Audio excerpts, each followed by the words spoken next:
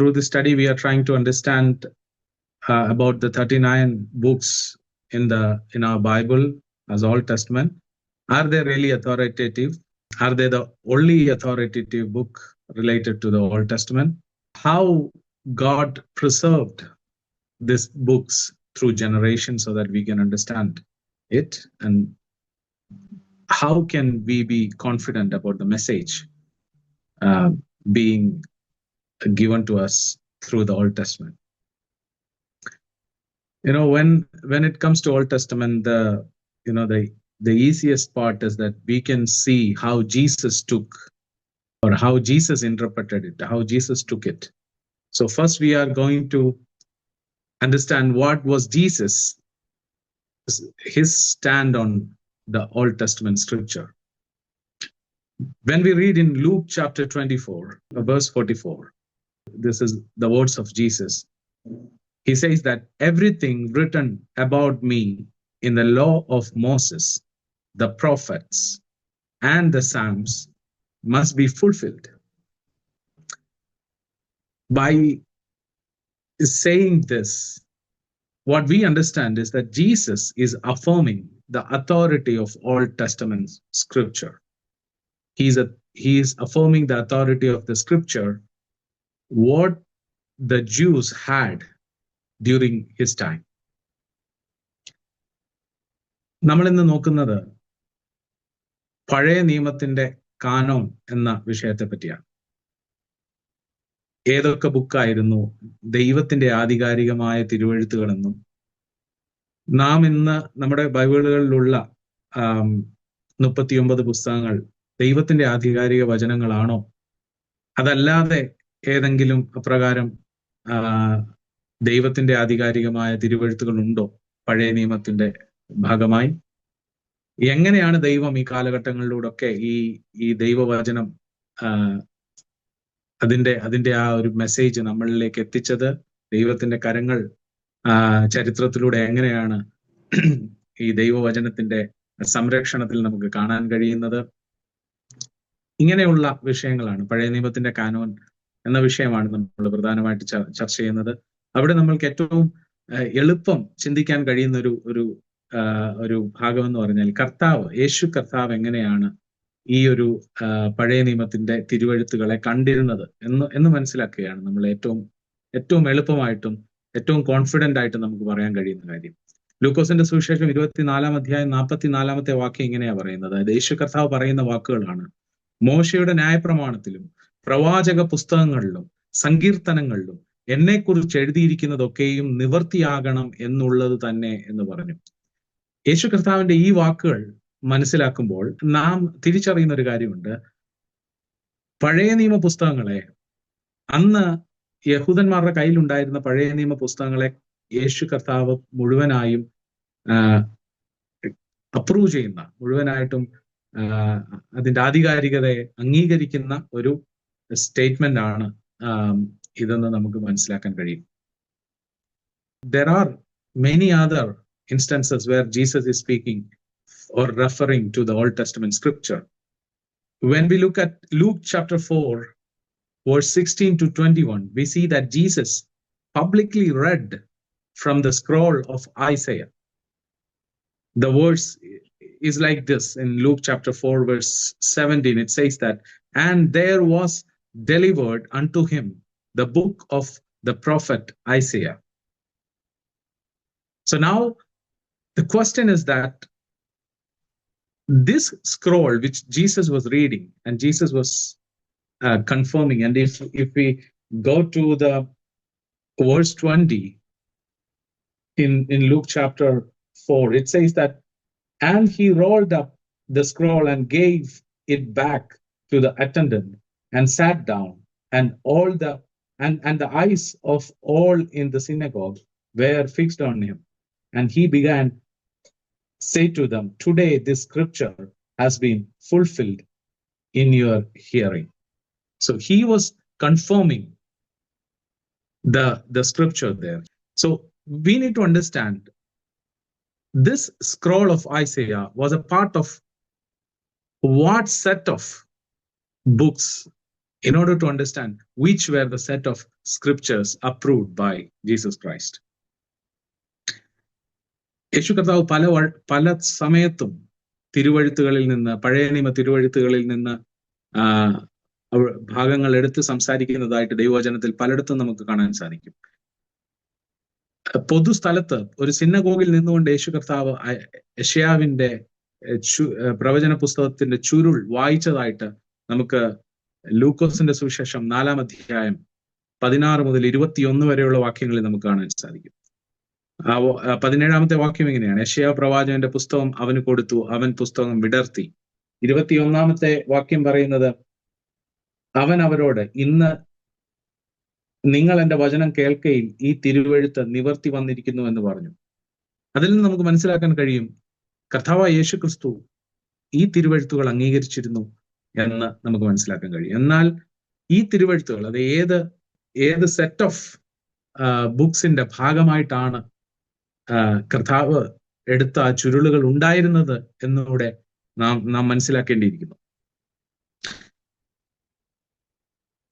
Now we will just understand the tradition of the scripture reading in a synagogue at Jesus' time. From that, based on the tradition at that time, we understand that this will be certainly, without doubt, it will be a handwritten Hebrew scroll of the book of Prophet Isaiah. That is how this scripture reading was happening in synagogue, especially in Judea and Galilee during the time of Jesus. And when they read this scriptures in Hebrew, they will explain it in Aramaic, because that is the language during that time. Jesus was also speaking in Aramaic. And why I'm saying that we can be almost certain that the scroll of Isaiah was a Hebrew scroll, because we have found from Qumran, which is a place near Jerusalem, the great scroll of Isaiah dating around 125 BC, and we can understand that the text in that scroll, it's almost same to what we have in our Bibles today. I will be talking about this Qumran and the archaeological excavations happened there a bit later. But when we also see that Jesus was telling in the first verse which we read, Jesus was telling that lo, prophets and Psalms. So he was clearly indicating a 3-part structure of Hebrew scripture. It's clear there. Law, prophets, and Psalms. The book of Isaiah was a part of the prophet section of the Jewish canon, the Hebrew Bible. നമ്മൾ യെശയ്യാ പ്രവാചകന്റെ ചുരുൾ വായിക്കുന്ന ആ ഒരു അനുഭവത്തെ പറ്റിയാണ് നമ്മൾ ഒന്ന് മനസ്സിലാക്കാൻ പോകുന്നത്. അന്നത്തെ കാലത്തെ രീതി അനുസരിച്ച്, യേശു കർത്താവിന്റെ കാലത്തെ രീതി അനുസരിച്ച് യഹൂദയിലും, യെരുശലേം, യഹൂദ മാത്രമല്ല ഗലീലിയയിലും ഒക്കെ അവിടുത്തെ സിനഗോഗിൽ വായിച്ചുകൊണ്ടിരുന്നത് എബ്രായ ഭാഷയിലുള്ള ചുരുളുകളായിരുന്നു. കയ്യാൽ എഴുതപ്പെട്ട ചുരുളുകൾ ആണ് അവിടെ വായിച്ചുകൊണ്ടിരുന്നത്. അതെന്തുകൊണ്ടാണ് എബ്രായ ഭാഷ എന്ന് പിന്നെയും ഞാൻ പറയുന്നതെന്ന് വെച്ചാൽ മുന്നോട്ടുള്ള എക്സ്പ്ലനേഷനുകളിൽ നമുക്ക് കുറച്ചുകൂടെ വ്യക്തമാകും.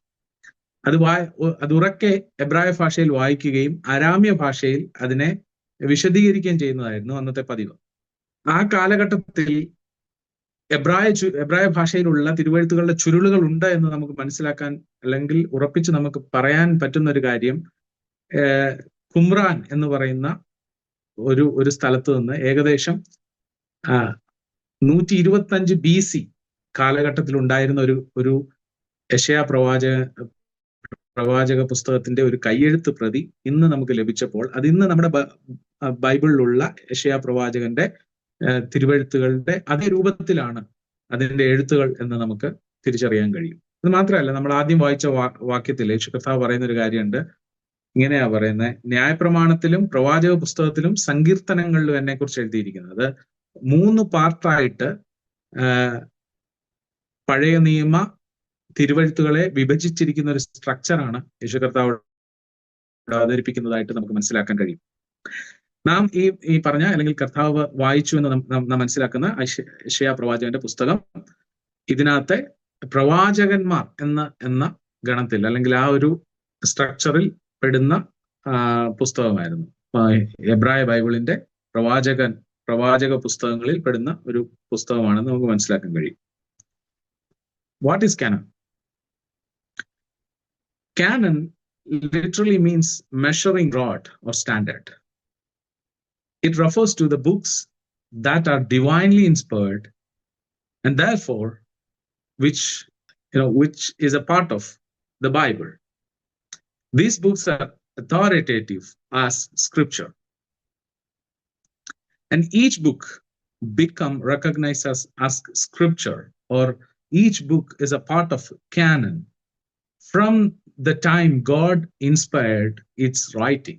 That means when the person inspired by God write or touches his pen to the parchment or any surface to which he is going to write that word inspired by God, from that moment it's a part of scripture.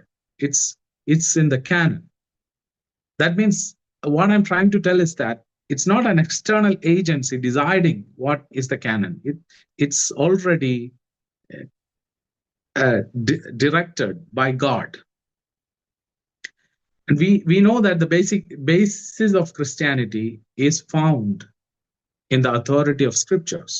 If we cannot distinguish between the theology right and the error, that will be a big problem. So their canon serves an important role to understand the real scriptures. എന്താണ് cannon? Cannon എന്ന് പറഞ്ഞാൽ അളവുകോൽ എന്നാണ് ആ വാക്കിന്റെ അർത്ഥം. ദൈവിക പ്രചോദനത്തിൽ ദൈവത്തിന്റെ പ്രേരണയാൽ എഴുതപ്പെടുന്ന ബുക്കുകളെയാണ് അല്ലെങ്കിൽ എഴുതപ്പെടുന്ന തിരുവഴുത്തുകളുടെ പുസ്തകങ്ങളെയാണ് നമ്മൾ കാനോനികം അല്ലെ കാനോൻ എന്ന രീതിയിൽ അറിയപ്പെടുന്നത്. ആ പുസ്തകങ്ങൾ തിരുവഴുത്ത് എന്ന നിലയിൽ തന്നെ അധികാരമുള്ളവയാണ്.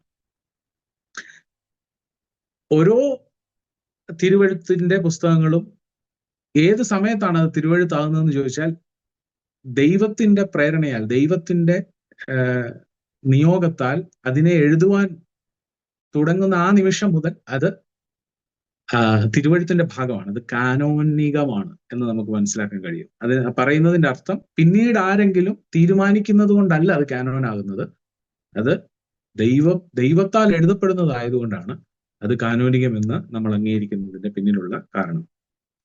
ക്രിസ്തീയ മാർഗത്തിന്റെ ഏറ്റവും വലിയ പ്രത്യേകത അതിന്റെ അടിസ്ഥാനം ദൈവത്തിന്റെ അരുളപ്പാടുകളാണ്, ദൈവത്തിന്റെ വചനമാണെന്നുള്ളതാണ്. നമുക്ക് നേരായ ദൈവവചനത്തെ തിരിച്ചറിയാൻ കഴിയുന്നില്ലെങ്കിൽ തെറ്റുകൾ പഠിക്കുവാനും അപ്രകാരം തെറ്റിപ്പോകുവാനും കാരണമായിത്തീരും. ദൈവവചനം അത്രയ്ക്ക് പ്രാധാന്യമുള്ളതാണ് ക്രിസ്തീയ ജീവിതത്തിൽ. അതുകൊണ്ട് തന്നെ കാനോൻ എന്നത് ഏറ്റവും പ്രധാനപ്പെട്ട ഒരു സംഗതിയാണ്. Now we have to understand, as we learn what is canon, we are going to understand what is Jewish canon. Jewish canon is the set of scriptures. They are the scripture recognized by Jews at the time of Jesus Christ. It has 3 different subdivisions. First is Torah, which is the law. It's the 5 books from Genesis to Deuteronomy. Then it's Nevi'im, prophets, Joshua to Malachi. Then Ketuvim, which is writings, Psalms, Proverbs, Job, etc. So, as you can see from the first letters of this, the name of these divisions, Torah, Nevi'im, and Ketuvim, Tanakh. So, they were calling the Jewish Bible Tanakh.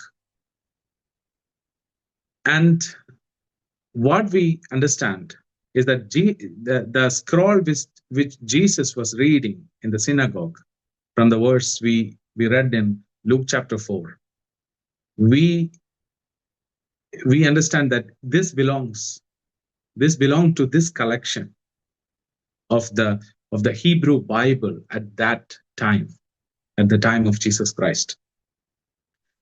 Cannon എന്താന്ന് മനസ്സിലായ ശേഷം ഇനിയും യഹൂദന്മാരുടെ cannon എന്തായിരുന്നു?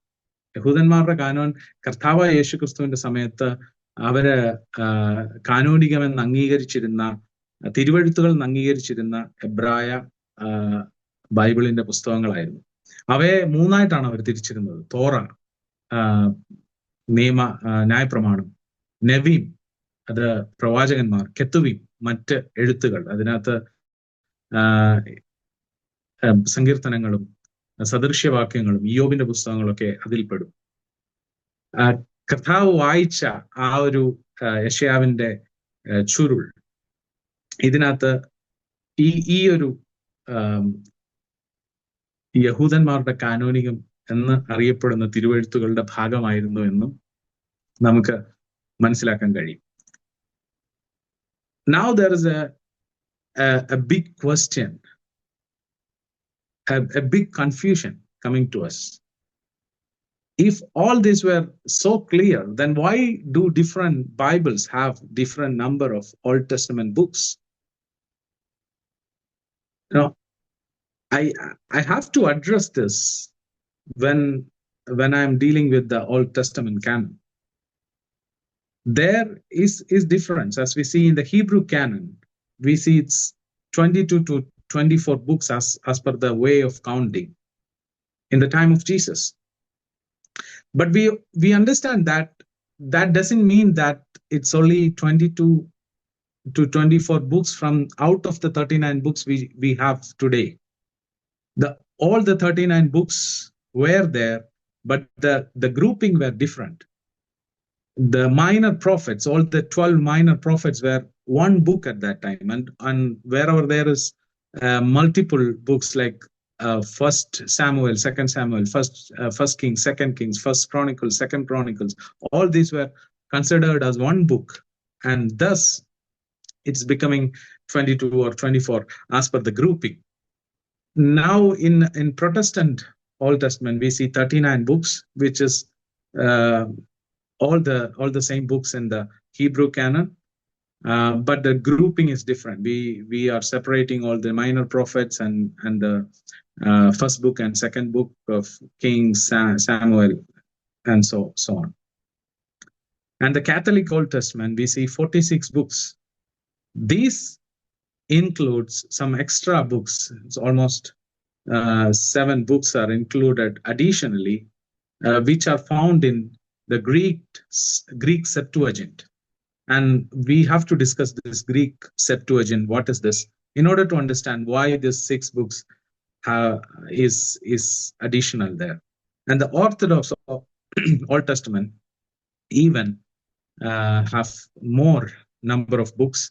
This includes additional writings used in early Christian communities. ഏറ്റവും പ്രധാനപ്പെട്ട ഒരു ചോദ്യത്തിലേക്ക് നമ്മൾ ഇനിയും വരികയാണ്. ഇത്രയും എല്ലാം ക്ലിയർ ആണെങ്കിൽ, കർത്താവ് വായിച്ച പഴയ നിയമ പുസ്തകങ്ങളെ പറ്റിയൊക്കെ നമ്മൾ പറഞ്ഞു, എല്ലാം ഇത്രമാത്രം ക്ലിയർ ആണെങ്കിൽ എന്തുകൊണ്ടാണ് പല ബൈബിളിലും പഴയ നിയമ പുസ്തകങ്ങളുടെ എണ്ണത്തിൽ വ്യത്യാസമുള്ളത്? അതൊരു പ്രധാനപ്പെട്ട ചോദ്യമാണ്. അത് നമുക്ക് സംസാരിക്കാതെ നമുക്ക് ഈ വിഷയം മുന്നോട്ട് പോകാൻ കഴിയത്തില്ല.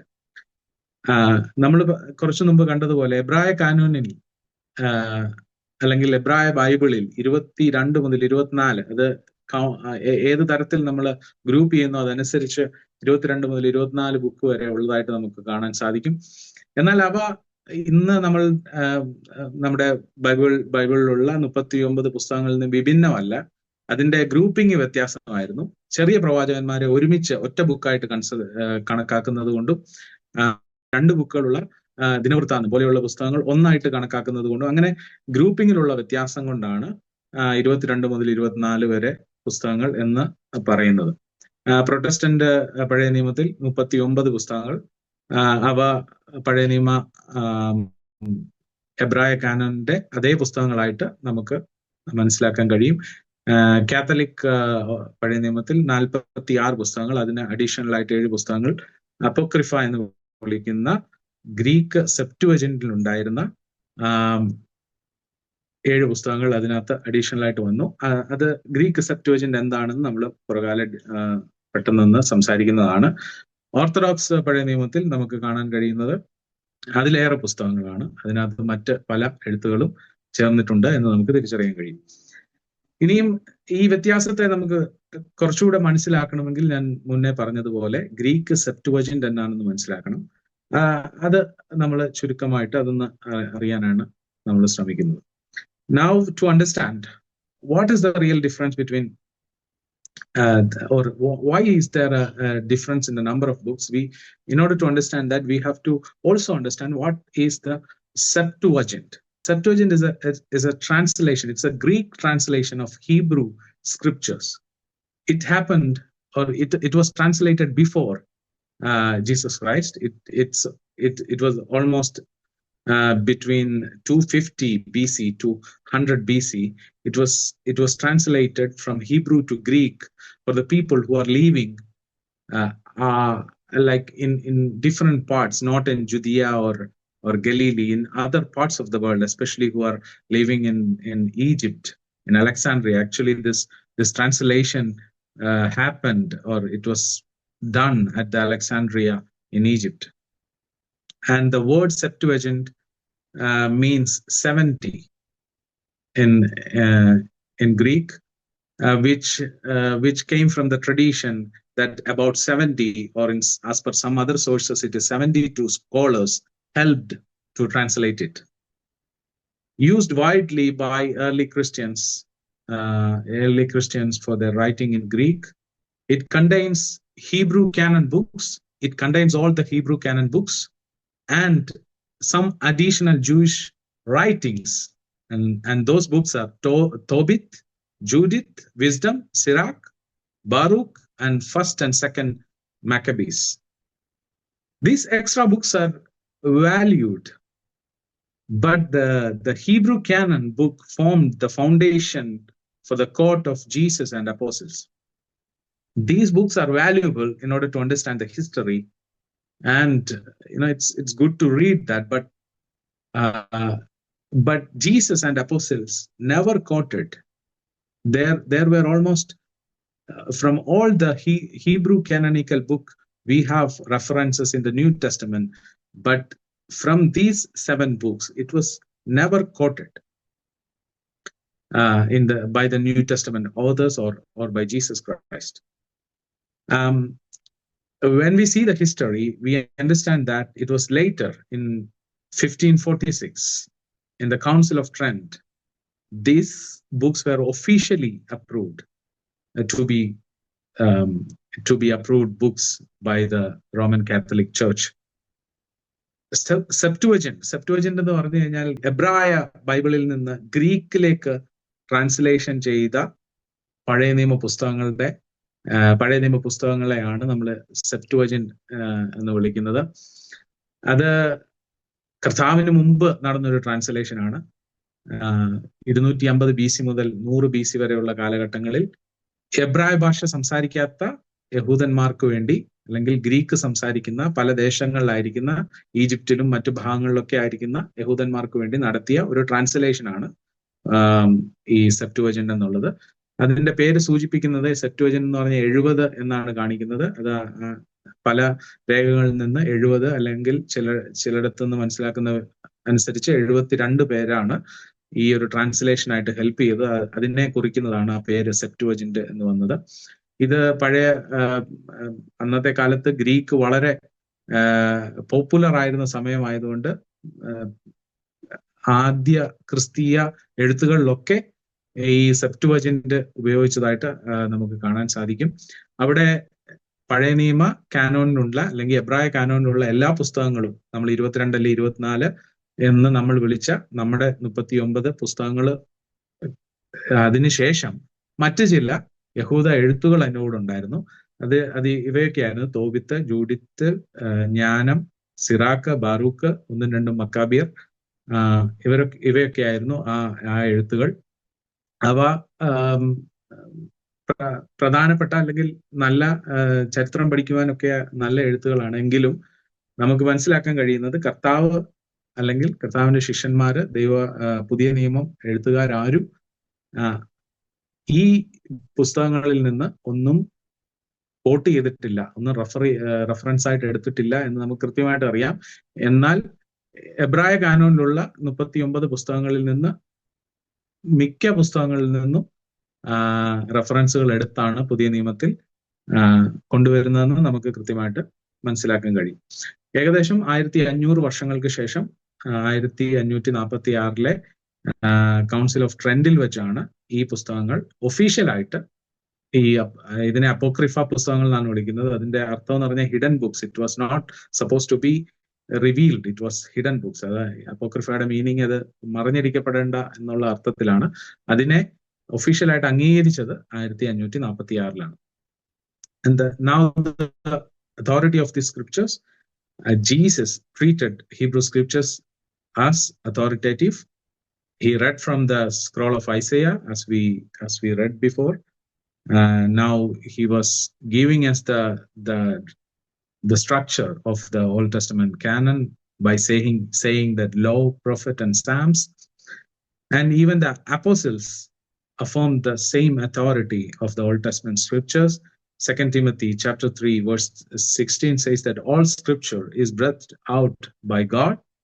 And New Testament writers, they often quoted from the Old Testament canon. Here we need to understand that when they were quoting, most of them were quoting from the Septuagint, because the New Testament was written in Greek, and for them the Greek translation was more comfortable to use, as I understand. So, but they didn't use any of the extra writings. They were only taking the Greek verses from the Hebrew canon books, the 39 books. That's what I want to say. ഈ പുസ്തകങ്ങളുടെ, പഴയ നിയമ പുസ്തകങ്ങളിലെ ആധികാരികതയെ പറ്റി നമ്മൾ സംസാരിച്ചു. കർത്താവ് യേശു ക്രിസ്തു അതിൽ നിന്ന് വായിച്ചു, പഠിപ്പിച്ചു. കർത്താവ് അതിന്റെ ന്യായപ്രമാണങ്ങൾ, പ്രവാചക പുസ്തകങ്ങൾ, സങ്കീർത്തനങ്ങൾ എന്ന അതിന്റെ ഡിവിഷൻ, അതുപോലെ തന്നെ നമ്മൾ തനാഖ് എന്ന് കണ്ടല്ലോ, അതുപോലെ തന്നെ പറയുവാനിടയായി തീർന്നു. അപ്പോസ്തലന്മാരും ഈ പുസ്തകങ്ങളുടെ ആധികാരികത അംഗീകരിച്ചു. 2 തീമോഥെയോസ് 3:16 ഇങ്ങനെയാ പറയുന്നത്: എല്ലാ തിരുവെഴുത്തുകളും ദൈവനിശ്വാസ്യമാണ് എന്ന് പറയുന്നത് നമുക്ക്, അല്ലെങ്കിൽ ആ വാക്യം നമുക്ക് കാണാൻ സാധിക്കും. അതുപോലെ തന്നെ പുതിയ നിയമത്തിലെ എഴുത്തുകാരൊക്കെ പഴയ നിയമത്തിൽ നിന്ന്, എബ്രായ കാനോനിക പുസ്തകങ്ങളിൽ നിന്ന് കോട്ട് ചെയ്തത് വളരെ ധാരാളമായിട്ട് കോട്ട് ചെയ്തിരിക്കുന്നത് നമുക്ക് കാണാൻ സാധിക്കും. എങ്കിലും ഇവിടെ മനസ്സിലാക്കേണ്ട ഒരു കാര്യമുണ്ട്. പുതിയ നിയമത്തിന്റെ എഴുത്തുകൾ ഗ്രീക്കിലായതുകൊണ്ട് അവര് എബ്രായ കാനോനിൽ നിന്ന് അതേപോലെ എടുത്തല്ല എഴുതിയത്. സെപ്റ്റുവജന്റ്, അത് ഗ്രീക്ക് ട്രാൻസ്ലേഷൻ ആയതുകൊണ്ട് അവിടുന്നാണ് പുതിയ നിയമ പുസ്തകങ്ങളിലേക്ക് കോട്ട് ചെയ്തത്. അപ്പൊ നമ്മൾ സങ്കീർത്തനങ്ങളിൽ നിന്ന് കോട്ട് ചെയ്തത് കാണാൻ കഴിയും, മറ്റ് തോറായിൽ നിന്ന് കോട്ട് ചെയ്ത് കാണാൻ കഴിയും, പ്രവാചക പുസ്തകങ്ങളിൽ നിന്ന് കോട്ട് ചെയ്ത് കാണാൻ കഴിയും. ഇവയൊക്കെ അതിന്റെ ഗ്രീക്ക് ട്രാൻസ്ലേഷൻ ആയ സെപ്റ്റുവജന്റിൽ നിന്നാണ് പ്രധാനമായിട്ടും പുതിയ നിയമത്തിൽ എടുത്തിരിക്കുന്നതെന്ന് നമുക്ക് മനസ്സിലാക്കാൻ കഴിയും. എങ്കിലും സെപ്റ്റുവജന്റിൽ ഉണ്ടായിരുന്ന ഈ 7 അഡീഷണൽ ആയിട്ടുള്ള എഴുത്തുകളിൽ നിന്ന് ഒരു റെഫറൻസ് പോലും എടുത്തിട്ടില്ല എന്നും നമുക്ക് കാണാൻ കഴിയും. ഇനിയും now we are coming to the Old Testament canon once again. We see that there are many historical references both inside and outside the Bible, which affirms the affirms the Old Testament canon, which shows us that these books are authoritative. But for me, what matters, Jesus was confirming its authority himself. Quite often he was telling that it is written, referring to the Old Testament scripture, and he was asking to the people around him, have you not read? Showing that he had a complete trust in the Hebrew scriptures as the authoritative word of God. പഴയ നിയമത്തിന്റെ cannon നമുക്ക് പഴയ നിയമ പുസ്തകങ്ങളിൽ നിന്നും പുറത്തുനിന്നും ഒക്കെ നമുക്ക് മനസ്സിലാക്കാൻ കഴിയുമെങ്കിലും നമ്മെ സംബന്ധിച്ച് ഏറ്റവും നമുക്ക് കോൺഫിഡൻസ് തരുന്നത് കർത്താവ് യേശു ക്രിസ്തു അതിൽ നിന്നാണ് സംസാരിച്ചതെന്ന് ഉള്ളതാണ്. പ്രത്യേകിച്ച് കർത്താവ് ഇങ്ങനെ എഴുതിയിരിക്കുന്നു, അല്ലെങ്കിൽ നിങ്ങൾ വായിച്ചിട്ടില്ലയോ എന്നൊക്കെ പറഞ്ഞ് പഴയ നിയമ പുസ്തകങ്ങളിൽ നിന്ന് പറഞ്ഞ് സംസാരിക്കുമ്പോൾ കർത്താവിന് ആ വാക്കുകളിൽ ഉണ്ടായിരുന്ന ഉറപ്പും അതിനെ പൂർണ്ണമായിട്ട് അംഗീകരിക്കുന്നതും നമുക്ക് കർത്താവിന്റെ വാക്കുകളിൽ കാണാൻ സാധിക്കും. We have also got many extra biblical confirmation for the authority of the Old Testament scriptures, or the authority of the or for the canon, for the number of books especially. There are extra biblical references. We can see Dead Sea Scrolls, which we got from Qumran, as we discussed before, and we will come to it towards the last of this, towards the end of this presentation. Here in the Dead Sea Scrolls, which were found around 75 years before the present day, the Hebrew Old Testament manuscripts were found. This includes Isaiah, Psalms, and all of the Old Testament books except the book of Esther. Then Philo and Josephus, they were scholars and historians. They affirm the number of books in the canon, Hebrew canon, as 24 or 22. Then, as we discussed before, the synagogue practice is to open the scrolls and read it publicly. That means these scrolls were available in the synagogue. This is a recognition that this is the authoritative word of God. And even the early Christians used the Greek writings, mainly the Greek writings, because Septuagint was available to, in their writings.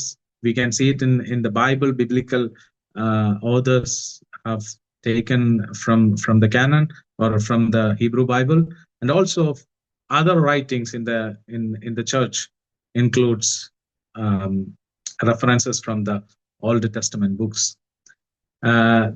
ബൈബിളിന് പുറത്തും അനേകമായിട്ട് നമുക്ക് പഴയ നിയമ കാനോനെ ഉറപ്പിക്കുന്ന പല തെളിവുകളും കണ്ടെത്താൻ കഴിയും. അതിലൊന്ന് ചാവുകടൽ ചുരുളാണ്. അത് ഞാൻ കുറച്ചു മുമ്പേ കുമ്രാനിൽ നിന്ന് കണ്ടെത്തിയ ചുരുളുകൾ എന്ന് പറഞ്ഞ അതേ ചുരുളുകളാണ്. അവിടെയും ഈ പഴയ നിയമ പുസ്തകങ്ങൾ എല്ലാം, എസ്തറിന്റെ പുസ്തകം ഒഴിച്ചുള്ള എല്ലാ പുസ്തകങ്ങളും അവിടുന്ന് നമുക്ക് ലഭിക്കുവാനിടയായി. അതിനെപ്പറ്റി ഞാൻ ഏറ്റവും അവസാനമായിട്ട് ഒന്നുകൂടെ പറയുന്നതാണ്. ഫിലോ അല്ലെങ്കിൽ ജോസിഫസ്, അവര് എഴുത്തുകാരും ചരിത്രകാരന്മാരും ഒക്കെയാണ്. യേശു കർത്താവിന്റെ കാലത്തിന് അടുത്തുള്ള കാലങ്ങളിൽ ജീവിച്ചിരുന്നവരാണ്. അവര് ഈ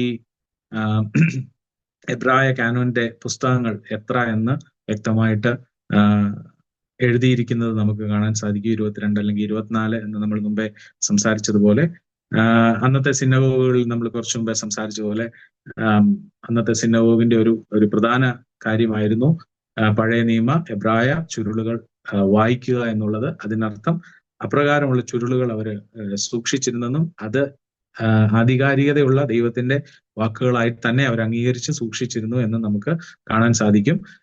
ആദിമ ക്രിസ്ത്യാനികളും ഈ പഴയ നിയമ പുസ്തകങ്ങളിൽ നിന്ന് കോട്ട് ചെയ്യുകയും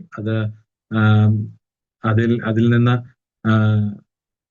റെഫർ ചെയ്യുകയും ഒക്കെ ചെയ്തിരുന്നതായിട്ട് നമുക്ക് കൃത്യമായിട്ട് മനസ്സിലാകും. ഇതെല്ലാം പഴയ നിയമ കാനോന്റെ ദൈവിക അധികാരത്തിന്റെ ഒരു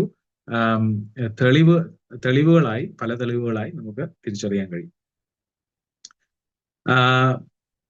We are also discussing some general things about the Old Testament. There are 30 plus different authors. These include shepherds, kings, prophets, and scribes. And the language is mostly it is Hebrew, and very, very few parts are written in Aramaic. Time span, it was written from 1400 BC to 400 BC. For it's written over 1,000 years. Though it is written over this 1,000 years, but that by 30 plus writers, it speaks one message. That is making Bible so important. It's God's plan of the redemption of his covenant people. and it was always pointing to the coming of Messiah. There are a lot of prophecies mentioned in the Old Testament, fulfilled in the New Testament, or even before New Testament time. We see that the birthplace of Messiah, we see it in Micah 5:2. It's fulfilled in Matthew chapter 2, verse 1. It's the suffering and death of Jesus Christ. Isaiah 53. It's fulfilled in the Gospels. You can see it in Luke chapter 23. The coming of the new covenant, Jeremiah 31:31. It's fulfilled. We know, like, you can have a reference, Hebrews 8:8-12, and there are other things about the kingdoms. Daniel, the prophecies of Daniel, we can see it happened exactly as it is prophesied. So all this give authority to the God's inspiration behind the Old Testament. നമ്മള് പൊതുവായ ചില കാര്യങ്ങൾ പഴയ നിയമത്തെ പറ്റി പറയുമ്പോൾ 30-ലേറെ എഴുത്തുകാർ, അവരില് ഇടയന്മാരുണ്ടായിരുന്നു, രാജാക്കന്മാരുണ്ടായിരുന്നു, പ്രവാചകന്മാരുണ്ടായിരുന്നു, ശാസ്ത്രിമാരുണ്ടായിരുന്നു. അതിന്റെ ഭൂരിഭാഗവും എഴുതിയിരിക്കുന്നത് എബ്രായ ഭാഷയിലാണ്. വളരെ ചുരുക്കം ചില ഭാഗങ്ങൾ അരാമ്യ ഭാഷയിൽ എഴുതിയിട്ടുണ്ട്.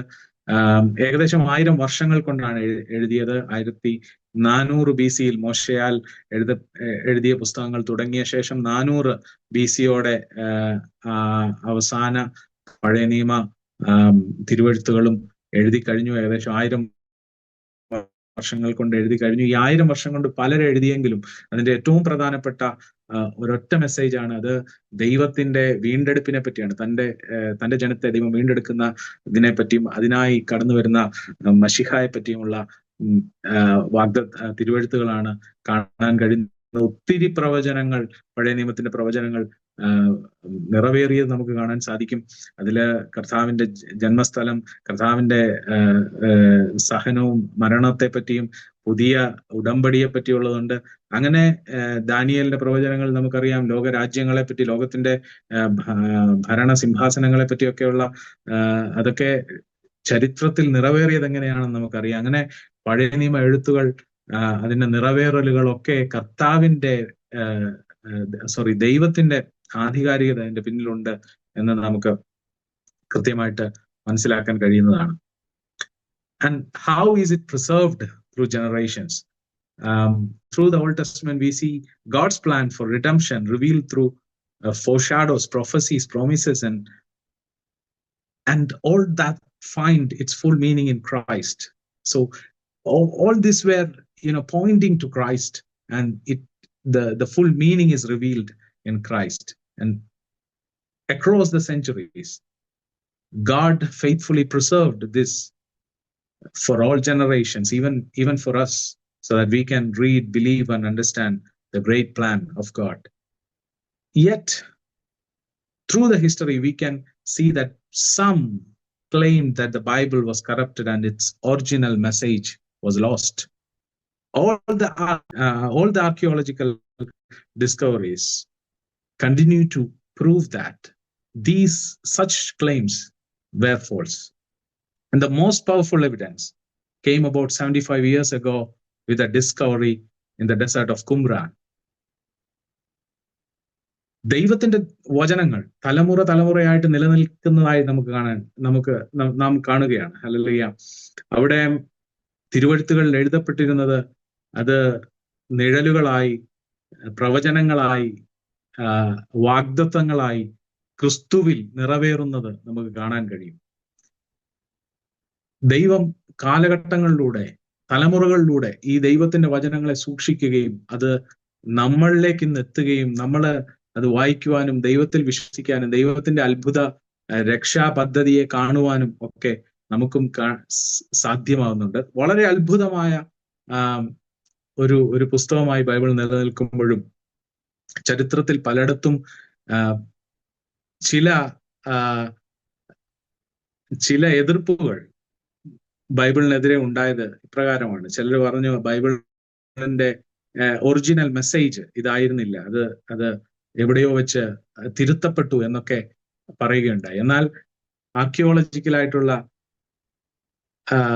കണ്ടെത്തലുകളിൽ നമുക്ക് പിന്നെയും പിന്നെയും മനസ്സിലാക്കാൻ കഴിയുന്ന ഒരു കാര്യമുണ്ട്. അപ്രകാരമുള്ള എല്ലാ ക്ലെയിമുകളും വെറുതെ ആയിരുന്നു. അതിന്റെ ഒരു നല്ല ഉദാഹരണം മാത്രം ഞാൻ പറഞ്ഞ് ഇന്നത്തെ എന്റെ ഈ പ്രസന്റേഷൻ അവസാനിപ്പിക്കാൻ ആഗ്രഹിക്കുകയാണ്. അത് മറ്റൊന്നിനെ പറ്റിയല്ല. അത് നമ്മൾ കുറച്ചു മുമ്പേ പല തവണയായിട്ട് പറഞ്ഞ ഡെഡ് സീ സ്ക്രോൾസ്, ചാവുകടൽ ചുരുള്, കുമ്രാൻ ചുരുളുകൾ എന്ന വിഷയത്തെ പറ്റിയാണ്. The Qumran scrolls, it is also called as the Dead Sea Scrolls. It was accidentally discovered by a Bedouin shepherd boy who found the ancient scrolls hidden in the clay jar. Actually, this boy was searching for his sheep, a lost sheep, and he accidentally threw a stone into a cave he found, and he heard a sound of the stone hitting to a clay jar, and then he went in to investigate, and he found that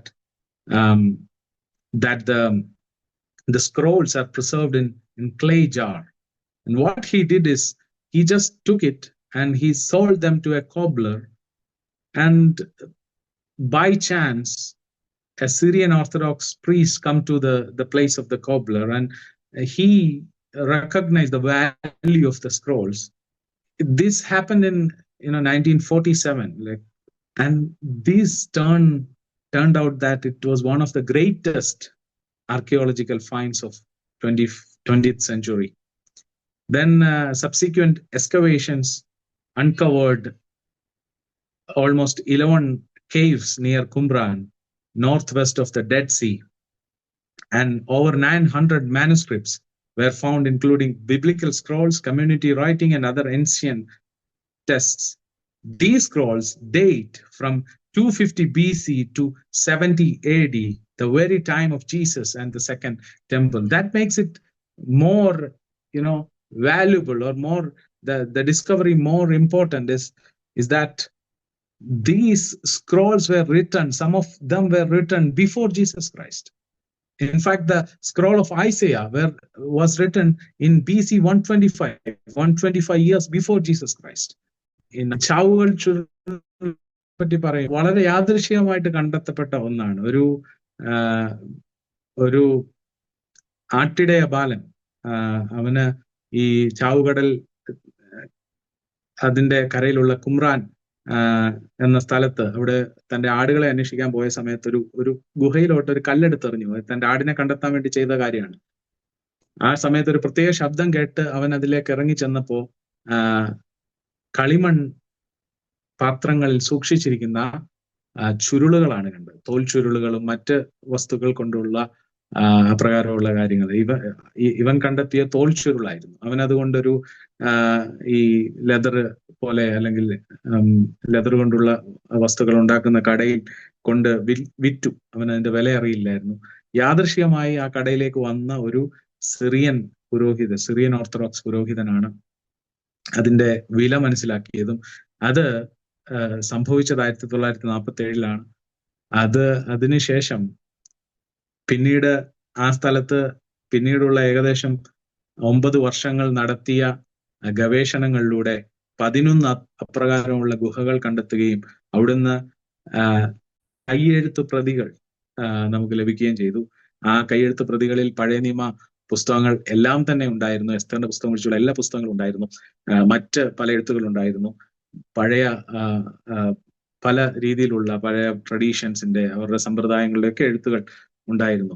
ഏറ്റവും വലിയ കാര്യം എന്ന് പറഞ്ഞാൽ ഇതിന്റെ പഴക്കമാണ്. അതായത് ഏതാണ്ട് 300 അല്ലെങ്കിൽ 250 BC മുതൽ 70 AD വരെ, കർത്താവിനും 250 വർഷങ്ങൾക്ക് മുമ്പുള്ള കാലഘട്ടത്തിലെ ചുരുളുകൾ ആണ് അവിടുന്ന് ലഭിക്കാൻ ഇടയായി തീർന്നത്. അതുകൊണ്ടാണ് നമുക്ക് ഉറപ്പോടെ പറയാൻ കഴിയുന്നത് കർത്താവിന്റെ സമയത്ത് ഹീബ്രു ബൈബിളിന്റെ ചുരുളുകൾ അന്ന് അവൈലബിൾ ആയിരുന്നു എന്ന് നമുക്ക് കൃത്യമായിട്ട് പറയാൻ കഴിയുന്നത് ആ യെശയ്യാ പ്രവചന പുസ്തകങ്ങളിലെ, അല്ലെങ്കിൽ കർത്താവ് വായിച്ച ആ ചുരുളുകളിൽ ഉണ്ടായിരുന്ന യെശയ്യാ പ്രവചന പുസ്തകങ്ങളുടെ ഭാഗങ്ങൾ ഇന്ന് നമ്മുടെ ബൈബിളിലുള്ള അതേ രീതിയിൽ തന്നെ സംരക്ഷിക്കപ്പെടുന്നു, അല്ലെങ്കിൽ ഇന്ന് നമ്മുടെ ബൈബിളിലുള്ള ആ പ്രവചനങ്ങൾ അതുമായിട്ട് കൃത്യമായി മാച്ച് ചെയ്യുന്നതായിട്ട് നമുക്ക് കാണാൻ കഴിയും. The Qumran scrolls are an assurance of the God's word. We see that language is mostly Hebrew and some Aramaic and Greek in this findings. And the 40% of all the writings found from there was biblical manuscripts. It includes all the Old Testament portions except Esther. There were multiple copies of Psalms, Deuteronomy, Isaiah, Genesis, showing that which books were mostly used at that time. And the impact is that it confirms that Hebrew scriptures existed as in the time of Jesus. We see that there is a faithful preservation of the word of God throughout this generation. അപ്രകാരം കണ്ടെത്തിയ Qumran ചുരുളുകളിൽ നമ്മൾ മുമ്പേ കണ്ടതുപോലെ എൻ്റെ ആ എഴുത്തുകളിലെ നല്ലൊരു ശതമാനം എഴുത്തുകളും എബ്രായ ഭാഷയിലായിരുന്നു. ചിലത് അരാമിക്കിലും ചിലത് ഗ്രീക്ക് ഭാഷയിലും ആയിരുന്നു. അതില് 40% അതിനകത്തുണ്ടായിരുന്നത് പഴയ നിയമ പുസ്തകങ്ങളിലെ കൈയെഴുത്ത് പ്രതികളായിരുന്നു. പിന്നെ മറ്റ് എഴുത്തുകൾ ബാക്കിയുള്ള ഭാഗങ്ങളുണ്ടായിരുന്നു. എസ്തർ ഒഴിച്ചുള്ള എല്ലാ പഴയ നിയമ പുസ്തകങ്ങളും നമുക്ക് അവിടെ നിന്ന് ലഭിക്കുവാൻ ഇടയായി തീർന്നു.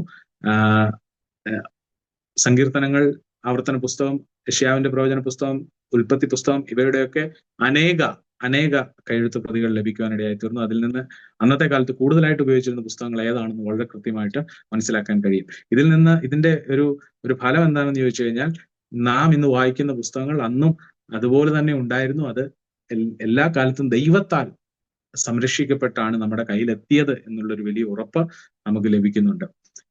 ഈ കാണുന്ന ഒരു ഫോട്ടോ, അത് കുമ്രാൻ ചുരുളുകളുടെ ഒരു ഫോട്ടോ ആണ്.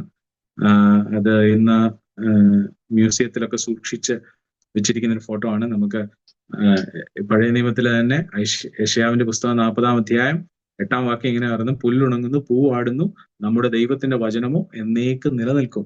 ദൈവത്തിന്റെ വചനം എന്നും നിലനിൽക്കും എന്നുള്ളത് അടിവരയിട്ട് വ്യക്തമാക്കുന്ന ഒരു കാര്യമാണ് ഇവിടെ നമുക്ക് കാണാൻ സാധിക്കുന്നത്. This photo it shows a scroll of biblical manuscript found from the Qumran caves, and as we see in Isaiah chapter 48, the grass withers and the flower fades, but the word of God will stand forever. And it is the word of God and it will stand forever. And when I conclude, we know that Jesus was clearly affirming, and he spoke and he taught from the Hebrew scriptures, affirming the authority of the Old Testament books. The Jewish canon, almost same with the 39 Old Testament books we have today. Septuagint was a Greek translation of the Hebrew writings, which was widely used at the time of the early Christian period. The New Testament writers quoted from the Hebrew canon,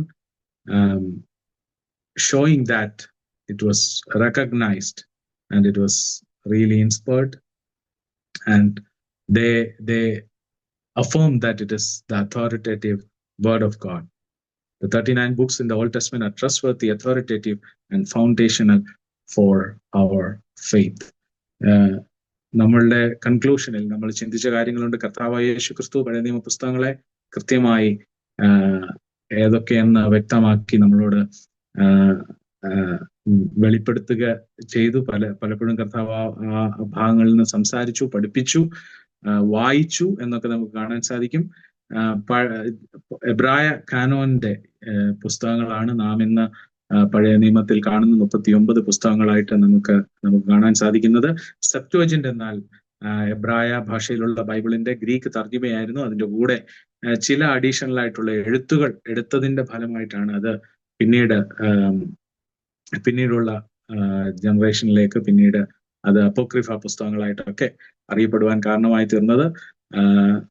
പുതിയ നിയമ എഴുത്തുകാർ എപ്പോഴും പഴയ നിയമത്തിൽ ഈ എബ്രായ കാനോനിക പുസ്തകങ്ങളിൽ നിന്ന് കോട്ട് ചെയ്തിരുന്നു. അതിനെ ദൈവത്തിന്റെ എഴുത്തുകളായിട്ട് അംഗീകരിക്കുക ചെയ്തിരുന്നു. ഈ കാണുന്നവയിൽ നിന്നൊക്കെ നമുക്ക് മനസ്സിലാക്കാൻ കഴിയും നമ്മുടെ കയ്യിലുള്ള 39 പുസ്തകങ്ങൾ തീർച്ചയായിട്ടും ദൈവം ദൈവത്താൽ സംരക്ഷിക്കപ്പെട്ട് ദൈവത്തിന്റെ അധികാരമുള്ള നമ്മൾക്ക് അപ്രകാരം നമുക്ക് നൽകിയിട്ടുള്ള പുസ്തകങ്ങളാണ് എന്ന് നമുക്ക് കാണാൻ സാധിക്കും. ദൈവം അത്ഭുതമായി തന്റെ ദൈവവചനത്തെ നമ്മുടെ കയ്യിൽ എത്തിച്ചതോർക്കുമ്പോൾ ഞാൻ ദൈവത്തിന് നന്ദി പറഞ്ഞുകൊണ്ട്